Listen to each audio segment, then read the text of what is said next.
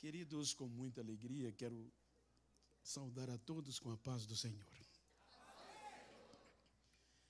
Aproveitando a igreja de pé, eu quero ler o texto que está no meu coração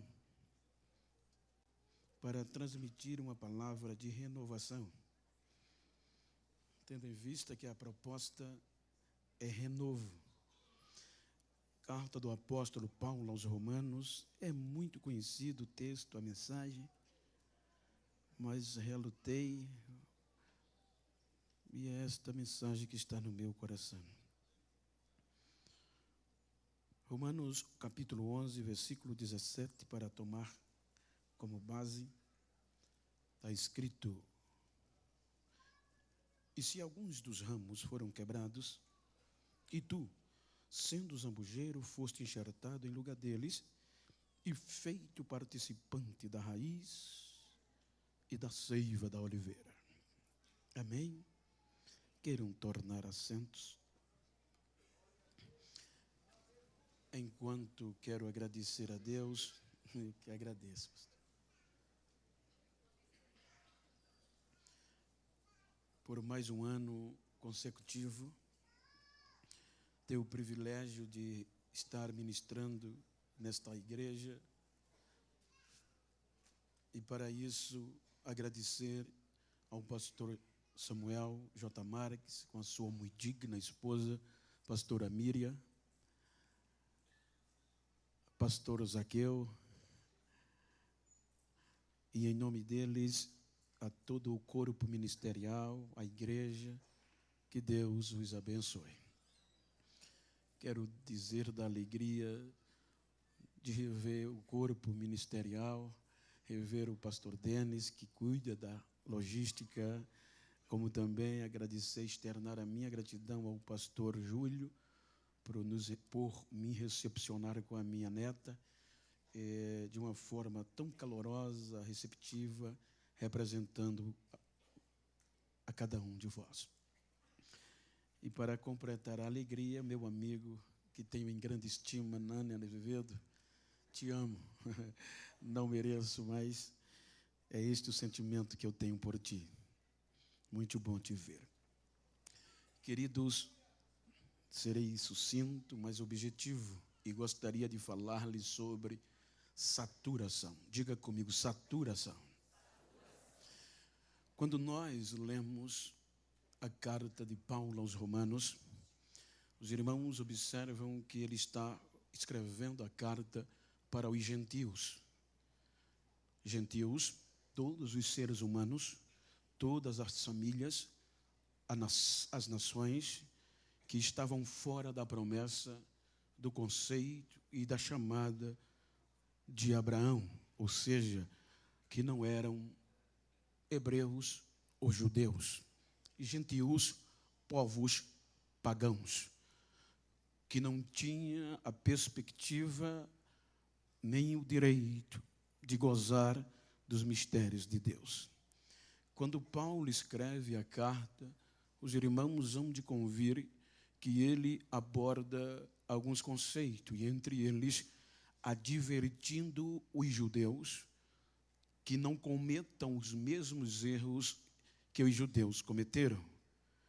Se nós analisarmos, não vou até detalhe, observem que Paulo vai mostrar, ou seja, como a proposta é Júlio, renovação, os irmãos podem observar que todos os descendentes de Abraão, todas as vezes que saturados foram, houve uma proposta de renovo, a ponto que Isaías diz que eles voltariam a florescer como a rosa ou a tulipa.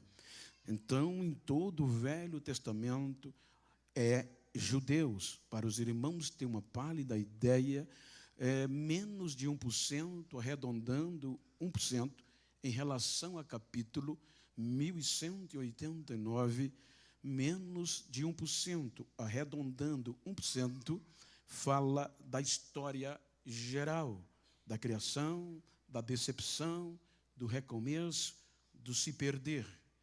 77% da história bíblica em relação a capítulo está voltado para os judeus, para os hebreus, para Israel. 918 capítulos, sobrando 22% para a igreja. Quando nós analisamos o contexto desses 77% dos judeus, quero lhe provocar para sairmos daqui renovados em uma esperança. Quando nós observamos Paulo escrevendo, veja que ele no capítulo 11, ele começa dizendo: vocês pensam, gentios, que Deus esqueceu Israel? De maneira nenhuma.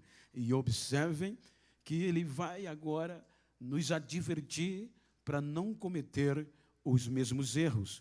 Ele diz: cuidado, porque se Deus não poupou nem Israel, os ramos verdadeiros, imaginem vocês que foram enxertados.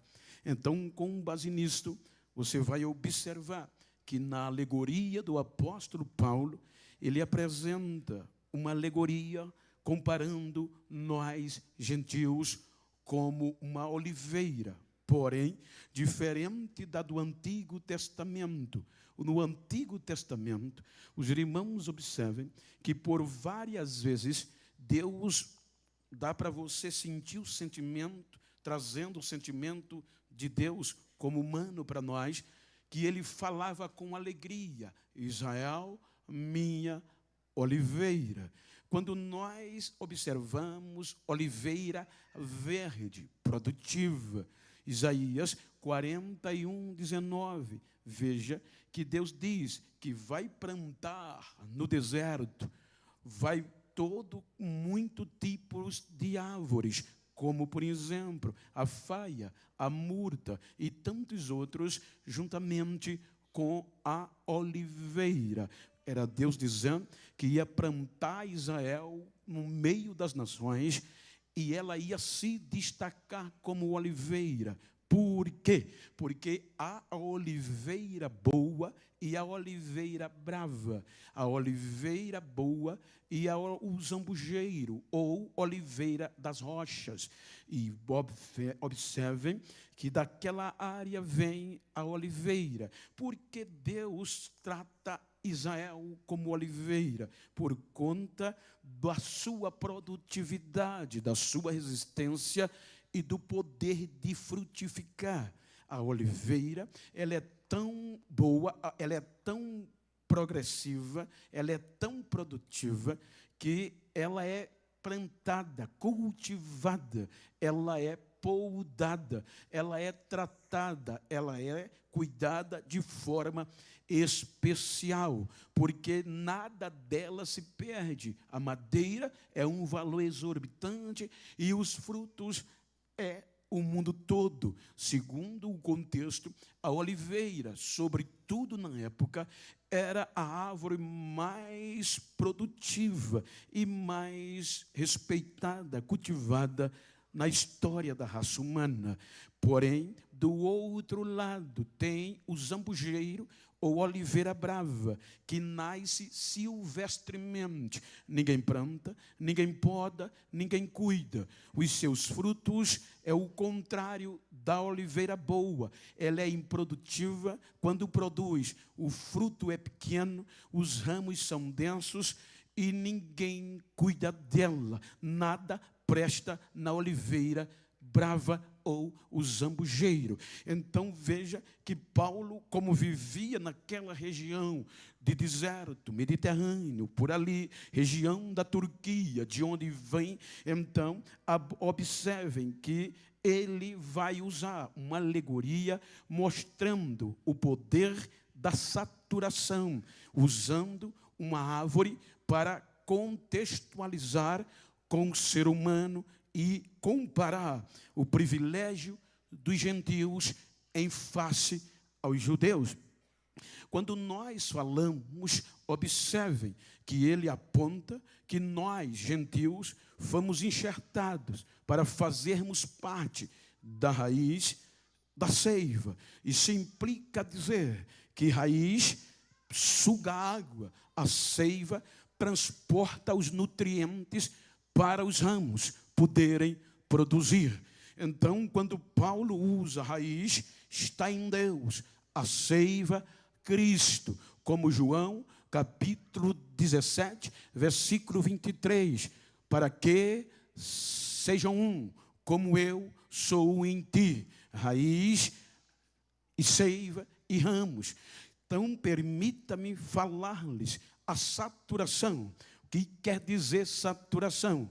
Que é que tem a ver com este sentimento, porque no contexto alegórico, veja que Paulo também está trazendo a nossa história de vida, a nossa sobrevivência, por conta, o coração é o órgão que mais trabalha no corpo humano, o coração é o músculo que mais trabalha no corpo humano, o coração tem a função de bombear o sangue, ou seja, sem sangue, sem bombeamento, não tem vida. E se não tem vida, não há renovo. Ou seja, porém, quando o sangue circula, não é aleatório. O sangue, tanto como a seiva nas árvores, o sangue no ser humano, ele tem o poder e a responsabilidade de transportar nutrientes para as células do corpo humano, transportar o oxigênio e promover a renovação do mesmo. Isto é a tarefa do sangue. Por isso, que é que vem saturação? Você ouviu muito isso na pandemia. A saturação é simplesmente um valor em percentual que vai medir o oxigênio na corrente sanguínea. Dentro de um valor normal, é de 100 a 95, tendo que alguns médicos consideram 92% ainda considerável. Baixou a saturação, o nível, o poder, a cor, a contundência do oxigênio, chegou a 90%, vai ter que se identificar, vai ter que ser levado ao hospital, porque algo está impedindo a circulação do oxigênio. Isso implica dizer que é necessário que agora o contexto normal, conhecido como hemoglobina, ela vai se juntar, juntamente aos glóbulos vermelhos, que vai se fixar, e assim vai circular o sangue para renovar e levar a saturação ao nível normal. Se não vai, então 90% tem alguma coisa errada. Tem que procurar o hospital, tem que procurar o médico. Tudo está na corrente sanguínea. Vai vir gripe, vai vir falta de ar. Você não vai ter saúde perfeita se baixar ou até 90%. Então, veja que isto é chamado saturação.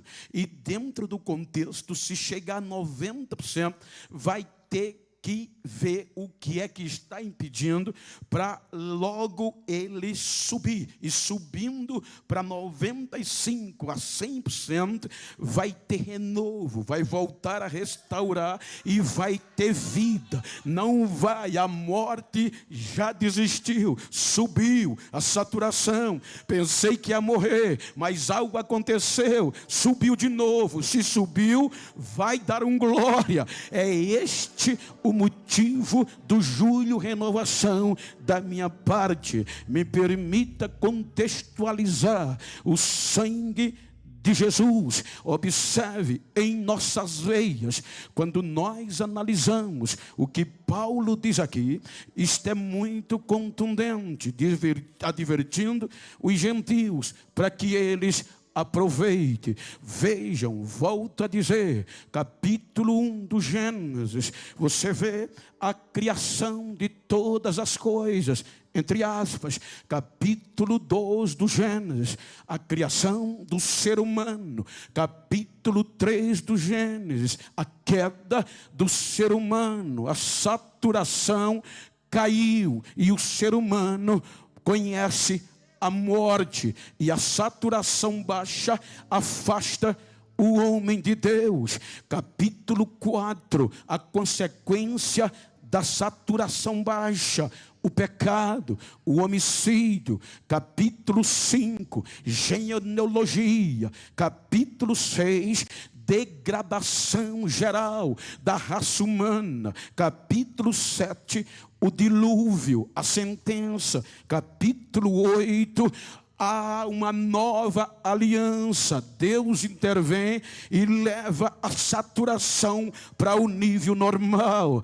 Capítulo 9, você vai observar. Capítulo 8, o fim do dilúvio. Capítulo 9, a nova aliança. Capítulo 10, origem dos povos. Capítulo 11, a saturação cai. Observem que no capítulo 11, o pecado, a desobediência afasta o homem de Deus. Então vem o capítulo 12, que é que Deus faz? Olha que coisa linda.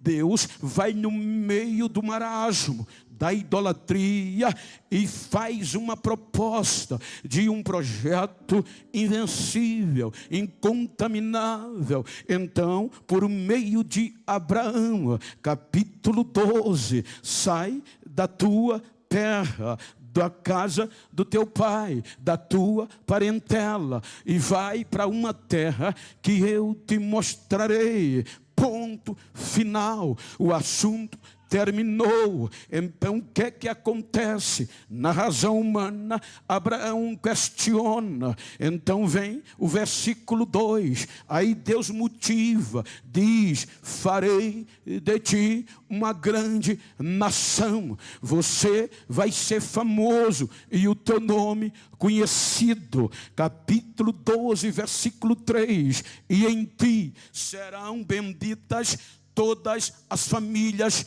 da terra. Veja que para ter um projeto espiritual da saturação 100%, Deus vai escolher uma única corrente sanguínea, um único DNA que por Deus seria incontaminável. Então era o sangue de Abraão. Então observe que Abraão acredita na proposta. Ele sai acreditando, porque a fraqueza, do defeito, a decepção de Abraão era justamente o DNA, porque sua mulher Sarai era estéril, improdutiva. Mas este é o Deus que coloca coisas grandes na mão de pessoas improváveis. Então o que é que Deus faz? Ele diz a Bíblia que Deus vai e propõe que ele vai ter filho de Sarai. Então Deus o motiva: você vai ter um DNA específico, e só o seu DNA vai relacionando-se comigo. Desde a queda depressiva, humilhante do capítulo 3, não houve mais nível de relacionamento oxigenado em 100%. Então vem Deus e vai fazer a proposta. Abraão acredita. Olha, ele sai. Capítulo 12, ele vai sair. Capítulo 13, ele levanta um altar já em meio ao deserto e adora. Capítulo 13, ele faz isso. Capítulo 14, ele tem uma façanha que é, até na visão humana, inconcebível. Ele tem uma vitória com 318 homens. Ele vence 5 reis para libertar Ló, porque a depressão, a saturação de Ló baixou, se desviou, mas Abraão vai lá e restaura ele. Capítulo capítulo 15 vem a decepção. Por conta de quê? Porque agora Sarai vai questionar.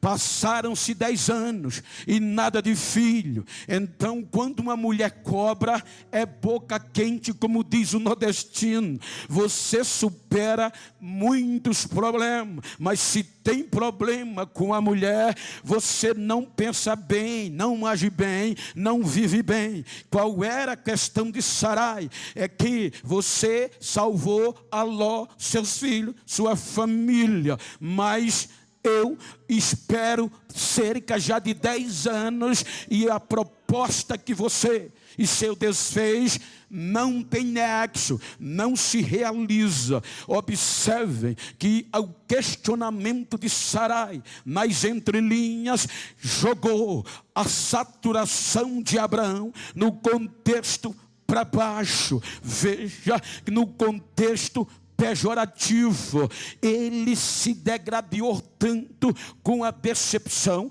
porque quando ele analisa, Sarai tem razão, então ele se enclausura, não quer sair da tenda, ele se fecha, a ponto de o céu perceber que era a hora de um renovo. Observe que no capítulo 15 do Gênesis, Deus vem com uma palavra de renovo. Abraão, eu sou Deus que te tirou de Uz. Por isso que ele começa dizendo: Abraão, não tenha medo, teu galardão vai ser grandíssimo.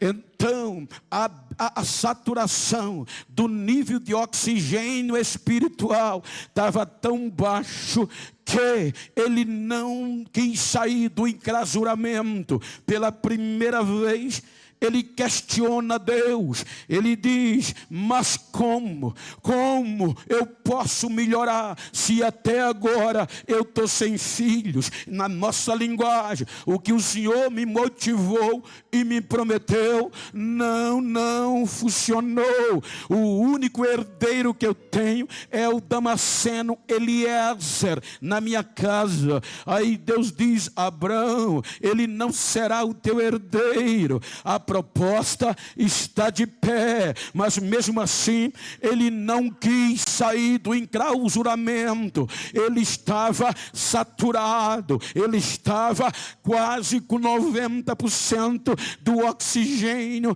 no seu corpo sendo já impedido de continuar. Estou tentando mostrar a você material e espiritual. Então Deus diz: Abraão, sai para fora da tenda. Não, Deus não diz assim. O texto diz, Gênesis 15, que Deus arranca ele da tenda. Deus tira ele da tenda para fora. Do capítulo 15, do versículo 5, você vai observar que Deus fala com ele, mas não tem como.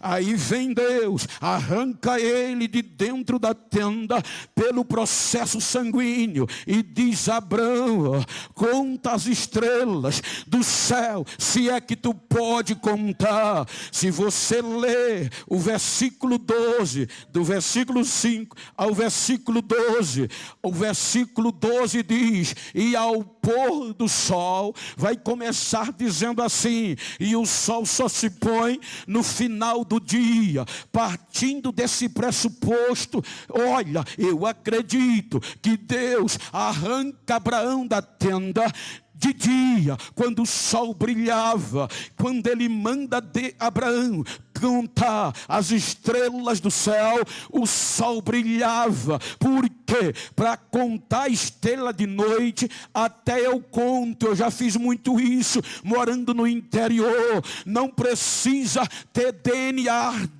preparado. Então não precisa ter saturação 100% para contar a estrela de noite. Mas agora era o único DNA que se relacionava com Deus, o sangue de Abraão. Aí Deus arranca ele para fora, ele olha de dia, aí Deus faz as estrelas brilhar mais do que o dia, do que o sol, e ele não consegue contar. Aí Deus diz assim: vai ter a tua semente depois de ti. Ou seja, depois daqui, pondo-se o sol, ele dorme e acorda um sacrifício e termina com renovo total. A saturação sobe a 100% e a Bíblia diz: ele creu, ele creu, ele creu, ele creu, porque viu algo sobrenatural. Eu não estou falando de qualquer pessoa. Eu estou falando do pai da fé. E se a saturação dele baixou, imagine eu e você.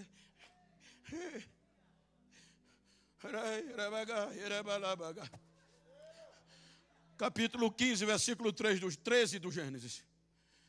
Aí Deus diz: a tua descendência, depois do renovo, Deus diz isso: vai ser peregrinas em terras estranhas.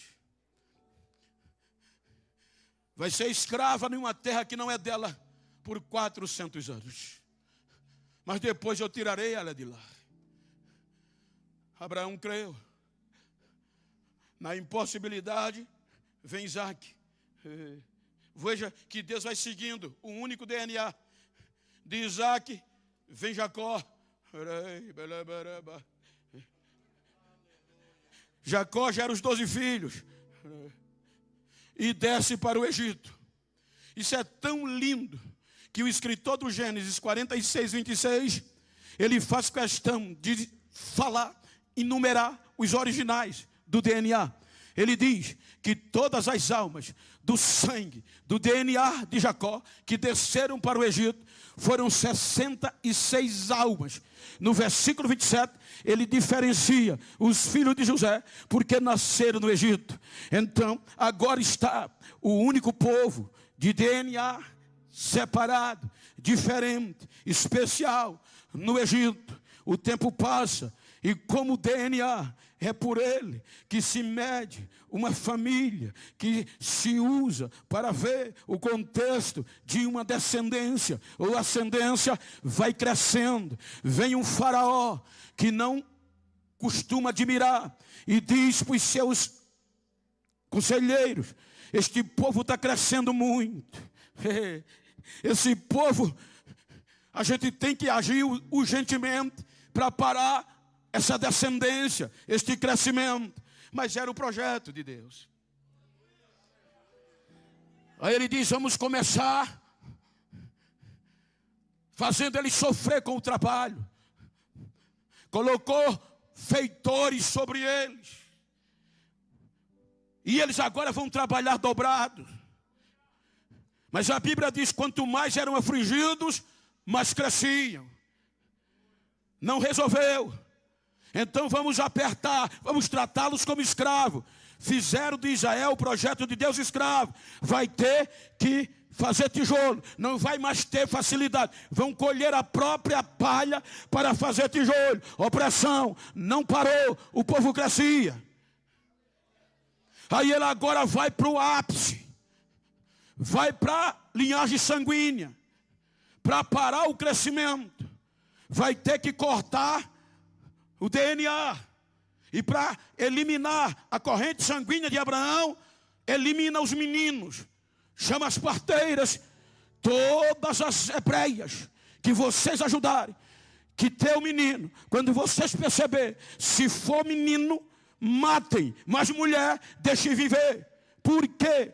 Porque no contexto oficial, ele queria matar os meninos, porque matando os homens, daqui a poucos anos, não tem mais homens hebreus. E as mulheres vão casar com egípcios. E agora, tendo uma guerra, eles estavam enfraquecidos.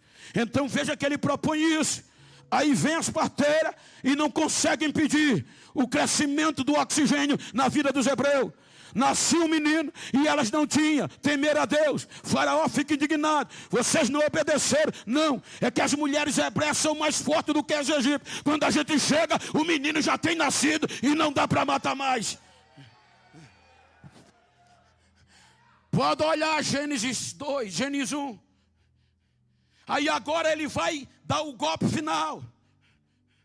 Ele agora determina para todos os egípcios, não era só parteiro nem soldado, todos os egípcios, quando ouvir o choro de um menino, ou velho nascer, hebreus, joguem no Nilo. Só menino, para cortar o DNA de Abraão. Por isso que quando vem o capítulo 2 do Êxodo, olha o que a Bíblia diz. A ordem era essa. O capítulo 1 termina com uma ameaça. Todos os filhos meninos hebreus estavam fadados à morte no seu nascimento. Aí o capítulo 2 começa dizendo que houve um homem da tribo de Levi e casou com a filha de Levi. E de onde vem Levi? De Jacó. De onde vem Jacó? De Isaac. De onde vem Isaac? Moisés nasce sem nome no registro bíblico. Por 3 meses Joquebede tentou escondê-lo, mas não conseguiu. Depois de 3 meses o choro era alto. E qual era a ordem universal do Egito? Todos os meninos têm que jogar no Nilo. Então não tem como esconder, só tem um jeito. Entregar a vizinha não resolve. Vou jogar no Nilo. Mas jogando ele no Nilo, ela não estava desobedecendo a Faraó, mas ela agora faz um cesto e coloca ele dentro. Em outras palavras, aqui tem mães que têm criança. Vai fazer isso em um rio com teu filho. Você vai chorar, você vai sentir a perda. Ela joga o cesto para cumprir a ordem. Vai morrer, é mais um. Mas aí o vento vem. E antes do Nilo afogá-lo, o vento leva o cesto para o balneário da filha de Faraó.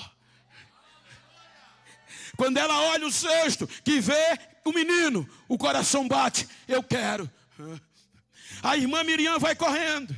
Chega e diz: eu conheço uma mulher que amamenta.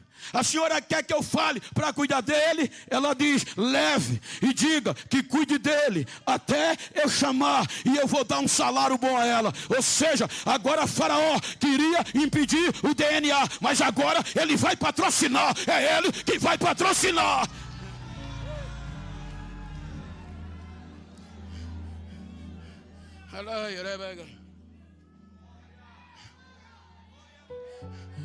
O menino, capítulo 2, volta para a casa da mãe. Capítulo 2, versículo 8. Era menino. Versículo 10. Sendo um menino já grande, adolescente. Alguns eruditos falam de 5 anos e outros de 12. Porque 5 parava de mamar. E com 12, segundo alguns eruditos, era justamente o que Joquebede e Arão precisava para incutir na mente de Moisés renovação, que Deus ia usá-lo para tirar os filhos de Israel da escravidão. Quando ele é menino grande, ele vai agora devolvido para o palácio de Faraó. A filha de Faraó recebe e lhe dá o nome de Moisés. Das águas foi tirada.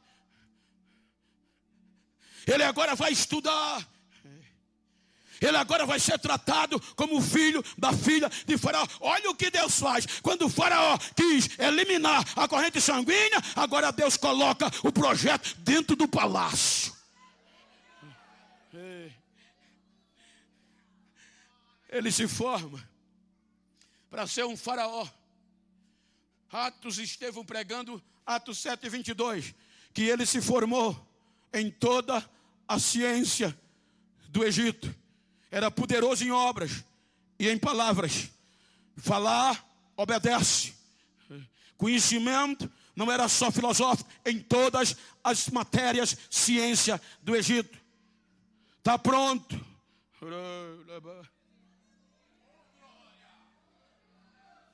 Saturação 100%. Batimento cardíaco 71 batimentos por minuto. Por segundo, minuto. Não é isso por minuto. Oxigênio. Nutrientes. 100%. Aí diz o versículo 11 do capítulo 2 de Êxodo: sendo ele já homem feito, se formou. Aí ele diz: agora, já que eu estou pronto, vou voltar para os hebreus visitar os meus irmãos. Quando ele chega no meio dos hebreus, ele não suporta ver um egípcio maltratando um hebreu. Abro aspas. É inconcebível, gente. A gente conceber o que acontece hoje. Veja que quando Moisés viu um egípcio batendo num hebreu, que ele nem conhecia, sabia que era do seu sangue, o sangue ferve. Eu digo porque quando alguém vem falar a mim, de um irmão, eu mando ele calar a boca. Porque é o mesmo sangue.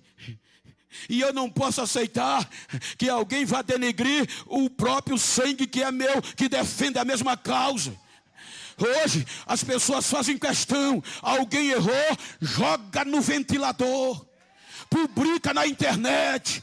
Hoje as pessoas publicam mais os defeitos, a queda, a decepção do seu irmão, dando arma ao inimigo do que as coisas boas. Quando alguém caiu, alguém errou, a saturação de alguém está abaixo de 90%, nem precisa morrer, quem mata é a gente.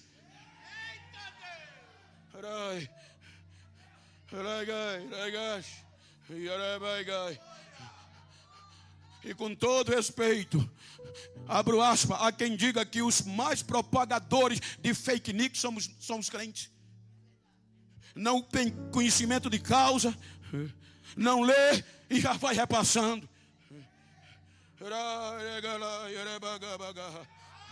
Quando Moisés viu o egípcio batendo no hebreu, o sangue ferve.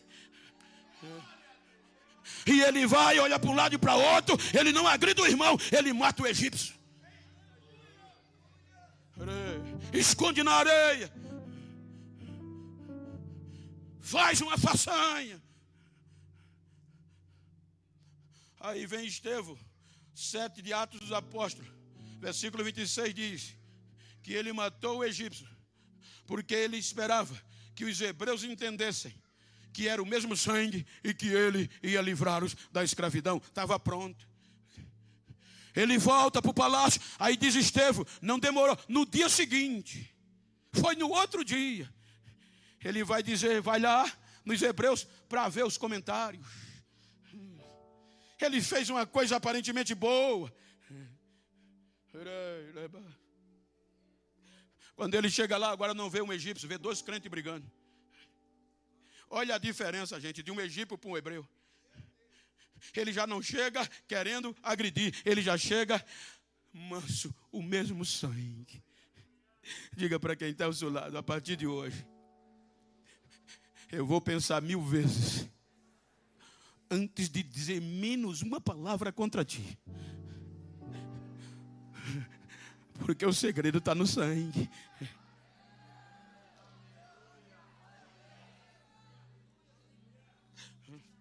Vocês são irmãos. Por que vocês estão se agredindo? Aí o que agredia disse, quem te pôs como juiz sobre nós? Porventura, querem matar-me ontem, como fizesse com o egípcio? Aí Estevão diz, os hebreus não entenderam. Qual é o primeiro ponto? A saturação cai. E ele vaza. 40 anos. Subindo. Preparado. A depressão cai para baixo de 95. Chega em 92 o limite, deserto. O desânimo bateu, porque quando a saturação cai, o desânimo vem.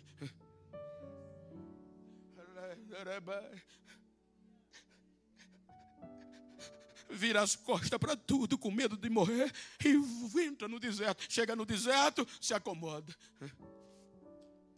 Não é mais lembrado. Casa. E agora o projeto de Deus, que com 40 anos estava em 100%, vai cuidar de ovelhinhas.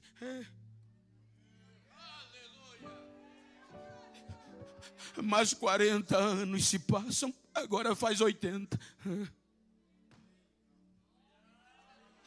E com 80 anos o batimento cardíaco já não é mais o mesmo. E a saturação já não pode subir mais para 100%. Porque 2/3 da vida ele já viveu. É aquela questão, serve mais não. Presta mais não, para esse não tem mais renovo.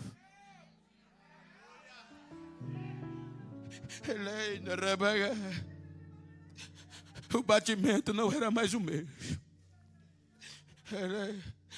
Ele desanimou e desistiu.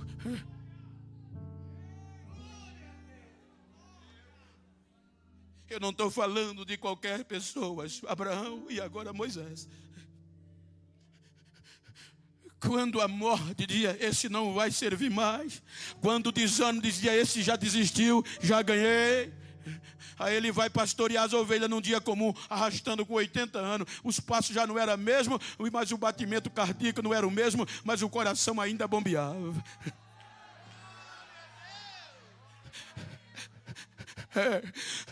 A saturação quase 90%. Se chegar a 90%, vai entrar, vai ter falta de ar. Aí ele vai pastorear. E no caminho conhecido ele vê algo diferente. A sarça queima. O fogo não a destrói.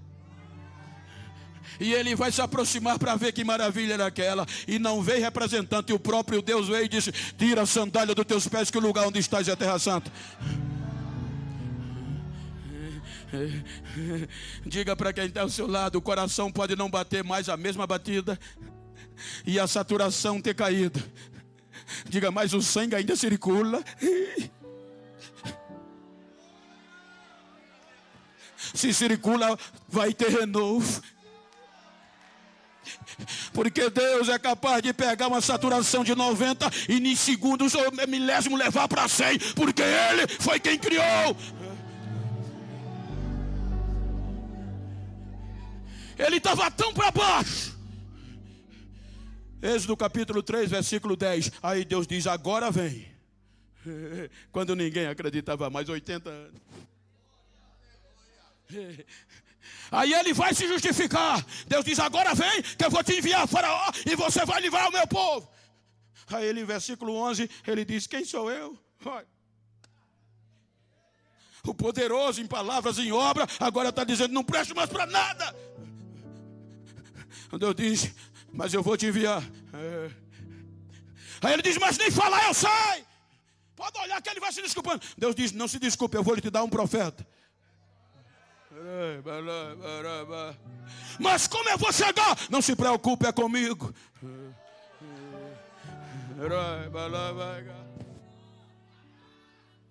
Em suma, ele volta para o Egito renovado.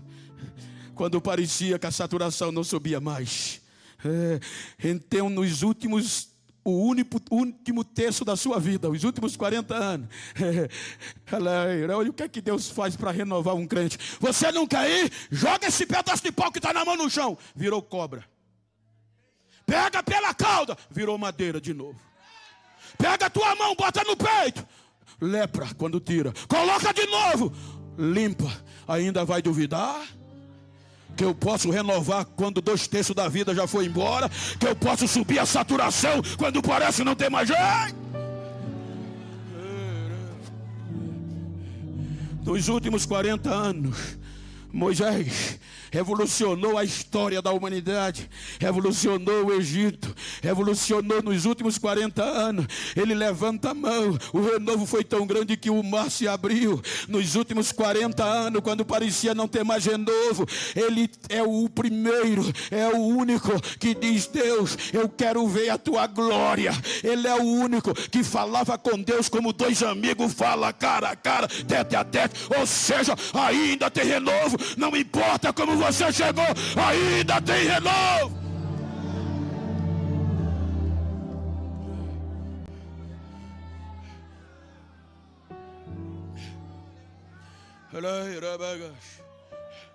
Eu não vou citar.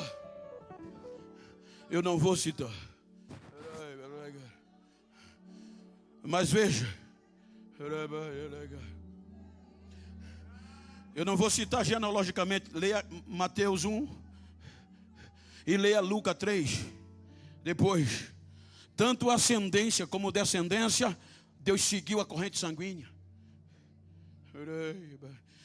Capítulo 1 de Mateus. É aqui que Paulo entra. Israel perdeu o foco. A saturação de Israel caiu. E veja que pelos profetas Deus tentou subi-la, mas eles não quiseram. Aí Deus disse: eu vou usar o único e o último e a vez. E manda quem? Jesus. O ápice da restauração. Capítulo 1, alguém lê aí para mim só para tirar onda. Capítulo 1 de Mateus, versículo 1. O que é que diz? Conhecemos de quais salteado, o que é que está escrito? Se puder pôr no telão, não sei. Mateus 1:1. Jesus vem. E Jesus vem como? Para elevar a saturação de Israel, que caiu. Aí o que é que diz a Bíblia? O livro da geração de Jesus. Prossiga. Filho de Davi. Ele vem de onde? Qual é a origem sanguínea?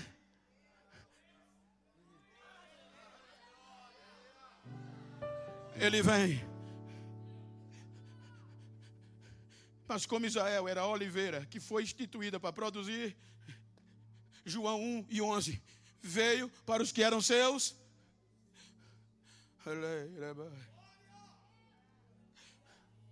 Os ramos, ou alguns dos ramos, porque pelo poder da palavra judeus se converteram. Mas aí diz o Paulo: se alguns dos ramos se quebraram, ou seja, Israel, o ramo deixou de produzir. E todo ramo que deixa de produzir é cortado e jogado fora.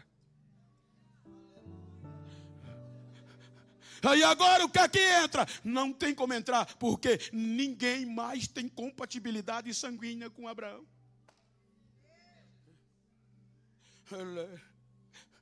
Para entrar na história, tinha que ter sangue de Abraão, ou um sangue poderoso que pudesse lavar. Aí quando a natureza e o processo achou que Deus tinha desistido, aí diz a Bíblia que Deus olha para o zambujeiro. Quando Deus olha para o zambujeiro, capítulo 11 de Romanos, versículo 24, a natureza disse: nem pense, não tem compatibilidade sanguínea. O zambujeiro, a saturação é abaixo de 90, nem produz, porque a Bíblia diz que nós já estávamos mortos. A saturação do zambujeiro é abaixo de 90.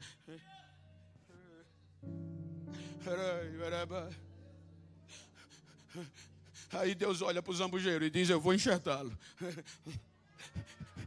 Eu vou colocá-lo na oliveira verdadeira. E a minha seiva, o meu nutriente, o meu oxigênio, eles vão fazer parte e vai correr na veia deles. Eu trabalhei 40 anos em usina, e muitos aqui sabem o que é agricultura. A função de um enxerto é para reproduzir e multiplicar. O enxerto não é feito para produzir, é para reproduzir. Porque aquele que foi constituído para produzir, ou deixou de produzir, ou não produz mais. Aí o enxerto é para que ele continue reproduzindo e se multiplique. E qualquer agricultor de boa sabedoria que quer ter futuro, jamais ele pega uma árvore, um jeito que não presta, que não produz, e coloca em um que já produziu. Então, quando a história diz que Deus olha para nós, a natureza disse: não vai dar certo, não tem compatibilidade sanguínea. Aí Deus diz: eu vou enxertar. Aí Paulo diz: contra a própria natureza, Deus nos cortou do natural zambujeiro e nos enxertou na oliveira verdadeira.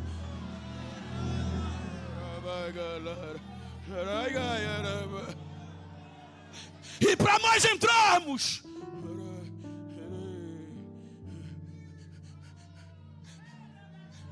filho de Davi, filho de Abraão, o sangue de Abraão tinha que entrar nas nossas veias.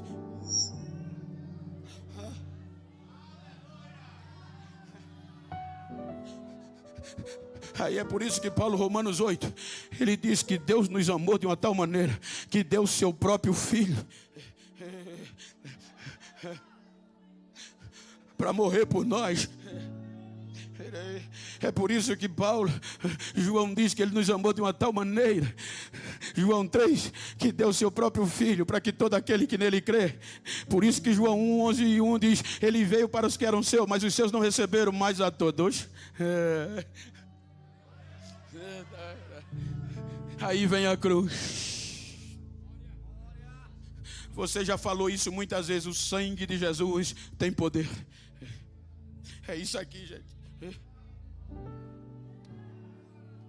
Veja que quando a Bíblia fala do sangue de Jesus, você pode ter desanimado, a saturação foi lá para baixo, a acusação, o pecado te jogou no solo, mas o sangue de Jesus nos purifica de todo pecado e nos renova.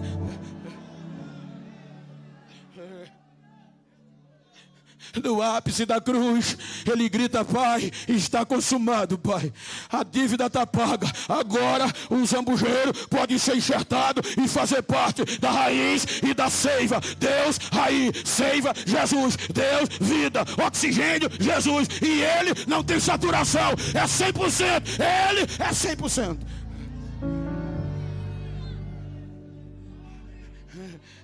Terceiro dia ele ressuscita. Diga para quem está ao seu lado: a natureza não queria que eu entrasse, mas contra a própria natureza eu entrei.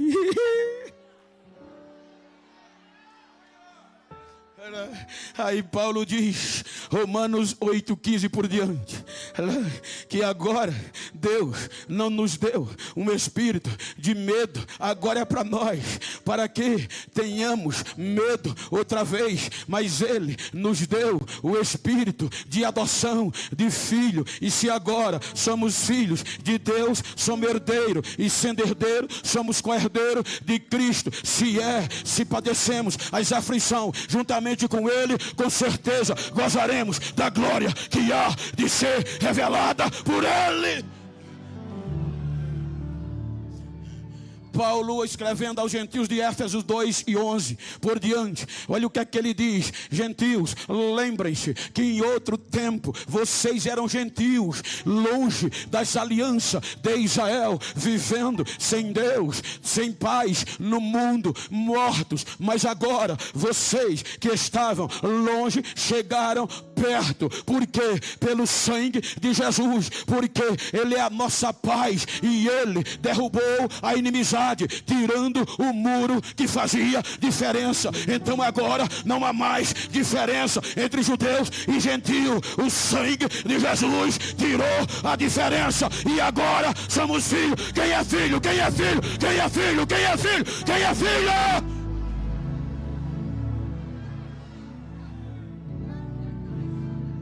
Eu não vim aqui pregar para você ser renovado, eu te oferecendo um carro novo. Posso até e não sou contra e também quero. Eu não vim aqui pregar para você ser renovado, te oferecendo chave de carro. Eu vim aqui dizendo que pelo sangue de Jesus você é renovado, independente da saturação.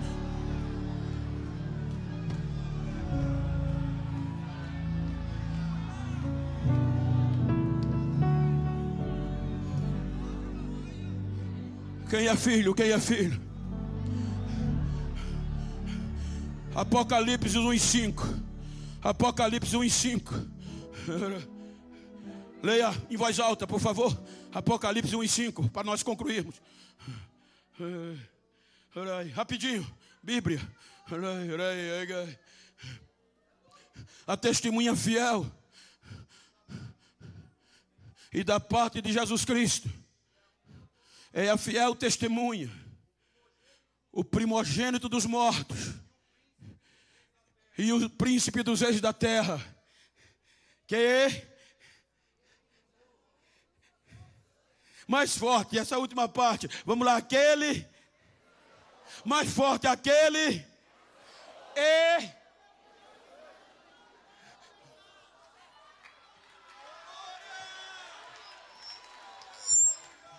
Romanos 8, Paulo diz: se Deus é por nós, quem será contra nós?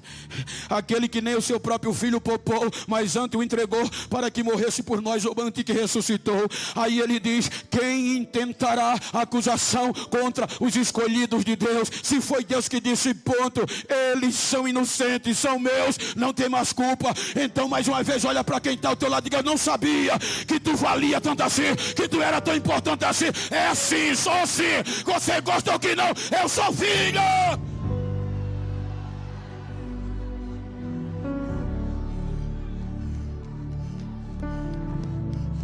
Romanos 11, 25, disse Paulo. Romanos 11, 25. Gentios, eu tenho um segredo, um mistério para dizer a vocês, para que não sejais sábios em vós mesmos. Por que, Paulo? Porque Deus endureceu em parte o coração dos judeus para nós, gentios, entrarmos. E enquanto não cumprir a plenitude dos gentios, a vez é nossa. Israel vai estar endurecido. Ou seja, enquanto o arrebatamento não vir, eu vou aproveitar, eu vou cair, mas vou me levantar. A saturação pode cair, mas Ele é poderoso para levantar de novo a 100%.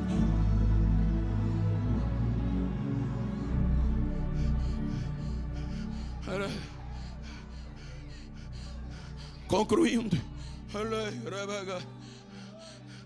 não quero saber como você chegou, mas você já ouviu, mas só para dar sentido. Quando me deram aqueles 3 motivos, me viram sem esse direito. Bento, se conforma. Tu é cortador de cana, vai morrer nisso. Tem futuro não. É preto, pobre, analfabeto. Aí o sangue vem, entra na minha veia, e agora eu sou filho e participante das promessas.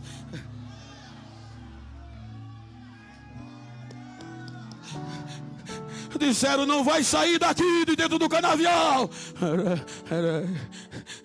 Fizeram tudo para eu desistir. Tinha dia que a saturação chegava quase a 90.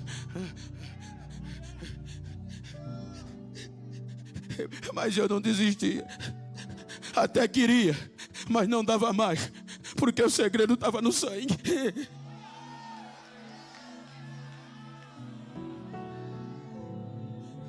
Fique de pé, por favor. Leia, Rabagai.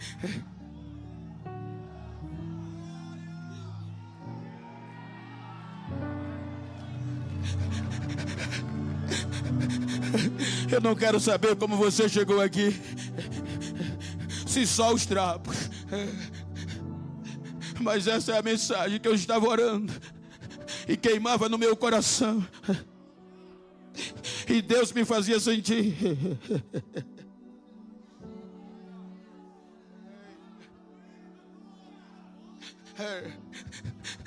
Nós fomos cortados, gente, de uma oliveira brava, que a saturação estava abaixo de 90. Mas agora fazemos parte da raiz e da seiva da oliveira boa. Então, se você puder e estiver perto de uma pessoa do mesmo sexo, olha para ela aí. Se for íntimo, tudo bem, mas vira para ela, olha nos olhos dela. Mas vira, você não sabe como ela chegou aqui. E diga para ela: não quero nem saber como chegou. no Renovação. Quero saber como você vai sair. Diga para ele, diga para ela, não quero saber se chegou só os cacos, esquecido, desanimado. Diga para ele, não podemos mais desistir. Então diga com base nisso, terminando hoje, dá um recado a quem pensou que eu ia desistir. Diga, independente da circunstância, dá para desistir, mas não. Está no sangue.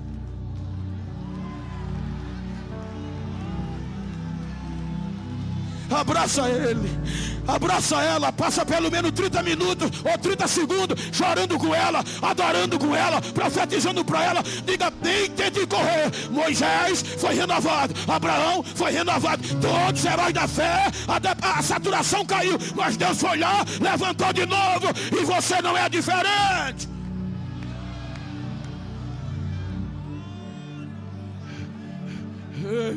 Ah, pastor, mas me disseram que não tem mais jeito. Tem sim. Disseram que eu não sirvo mais. Serve sim.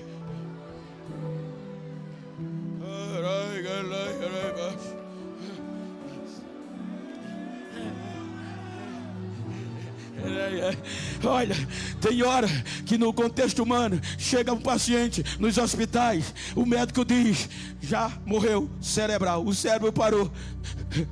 Mas a pergunta é, o coração ainda bate? Devagarinho, mas bate. Então não enterra agora não, que ainda tem sangue correndo. Cadê a primeira pessoa que chegou aqui com a saturação baixa? Que chegou aqui quase morto espiritual e que nesta noite quer voltar, quer aceitar Jesus? Cadê a primeira pessoa? Eu estou te fazendo este convite com base bíblica.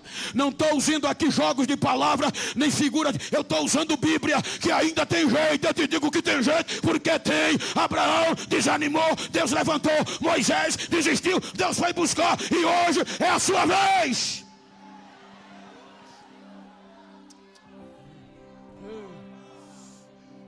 Cadê a primeira vida? Venha. Venha, filho, venha, filha.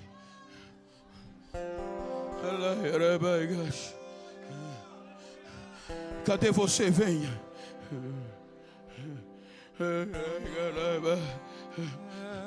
Ainda tem jeito.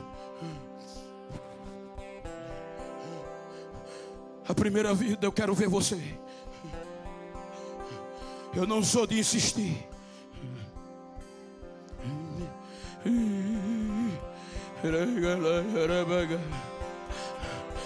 Esses dias eu estava pregando fora do país. Cheguei ontem de ontem. E quando eu fiz o convite, nem eu imaginava que pessoas de outras nações fizessem fila aceitando Jesus.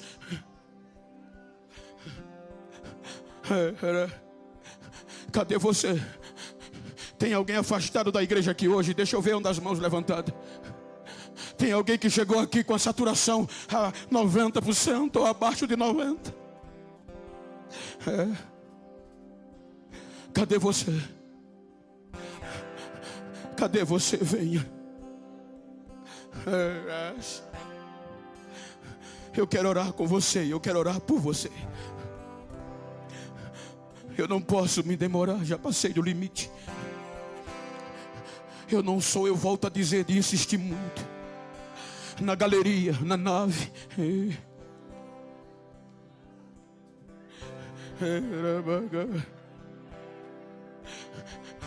Veja se tem alguém aí. É julho, renovação. Renovação dói. Quando a saturação chega abaixo de 90, para ter 90 ou 90, vai doer. Porque vai ter que furar. Cadê você? O sangue de Jesus tem poder. Mesmo que o inferno diga que não tem mais jeito, tem sim, independente da sua circunstância. Você pode estar só o bagaço, mas ainda tem jeito. Cadê você? Se eu estou insistindo é porque tem, que eu não sou de insistir. Cadê a primeira pessoa?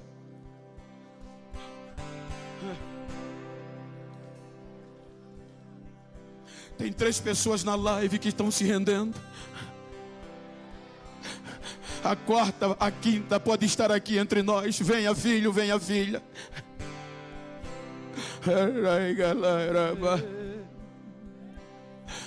Cadê você? Julho, renovação.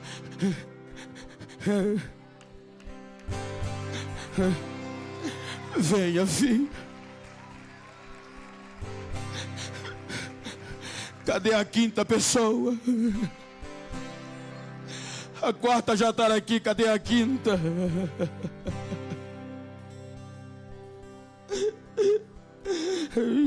João disse, não é bom que a gente erre, mas se a gente errar, tem um sangue que nos purifica. Aproveita que ainda dá tempo, aproveita que ainda dá tempo, aproveita.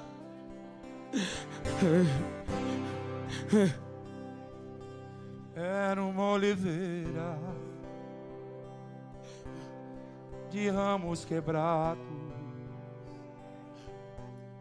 e um jambuzê. Era você.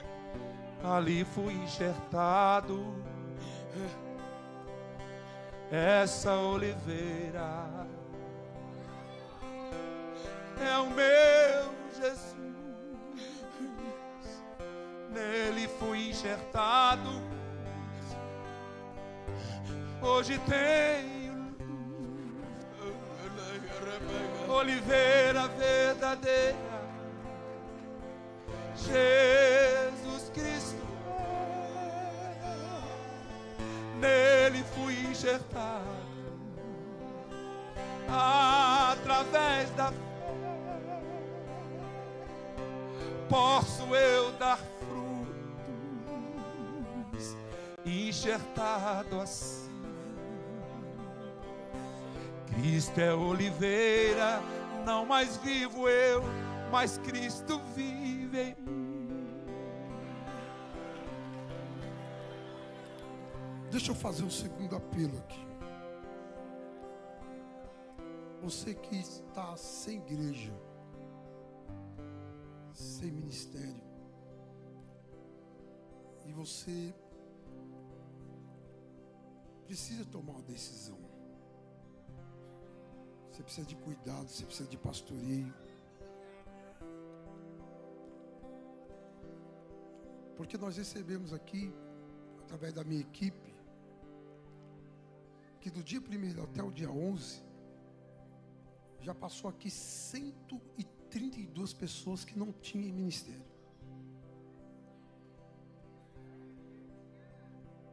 E eu quero convidar você que precisa de cuidados, vem aqui para o altar. Eu quero cuidar da sua família. Oliveira verdadeira, Jesus Cristo é. Nele fui enxertado. Cadê você? Através da fé Cadê você? posso eu dar fruto, enxertado assim. Cristo é oliveira. Cristo é oliveira, não Tem mais mais alguém? vivo eu, mas Cristo vive em mim. Oliveira verdadeira. Cadê você? Jesus Cristo, nele fui enxertado. Deus quer que você vença essas guerras, mas você precisa de ajuda. Você precisa de cuidados. Posso eu dar fruto, enxertado assim.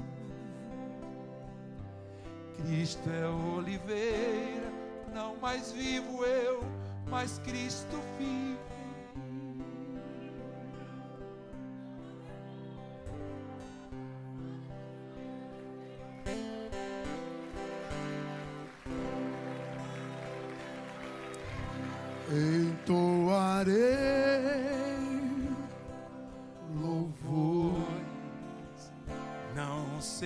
cessarei. Meu canto Está enxertado, irmão. não vou parar. A carne, Mesmo na dor. mesmo na dor, pra meu Senhor eu canto. Mesmo que não haja peixe no mar, mesmo que não haja estrelas no céu, mesmo que o sol venha escurecer, O meu Deus permanece fiel. Eu não posso retroceder. meu espírito é de adorador. Te amo, te adoro, Senhor. O fogo arde no meu coração, há uma alegria que invade o meu ser. Eu não consigo controlar a emoção. Meu desejo é Exaltar e correr. há uma chama que queima por dentro, por isso eu não posso parar. Vou aproveitar o momento, vou adorar, mesmo que não haja Peixe no mar, mesmo que não haja estrelas no céu, mesmo que o sol venha escurecer, o meu Deus permanece fiel. eu não posso retroceder. Meu espírito é de adorador. Então venha, Te amo, te adoro, Senhor.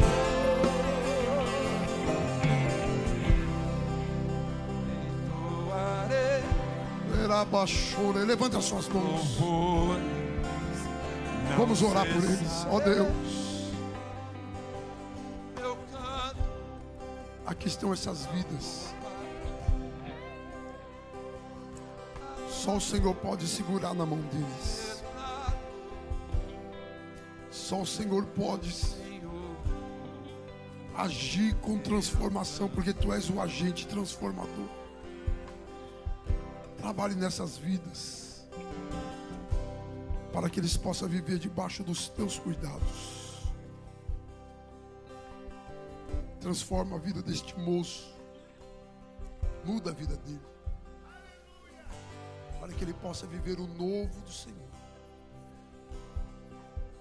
Escreva o nome dele no livro da vida, e que a partir de hoje eu possa fazer morada nesse coração, no nome de Jesus. Os irmãos podem ir com eles ali. Na live, 7 pessoas se rendendo aos pés do Senhor. Eu quero cuidar de vocês, quero pastoreá-los. O secretário já marca que eu quero atender eles, cuidar deles. Amém?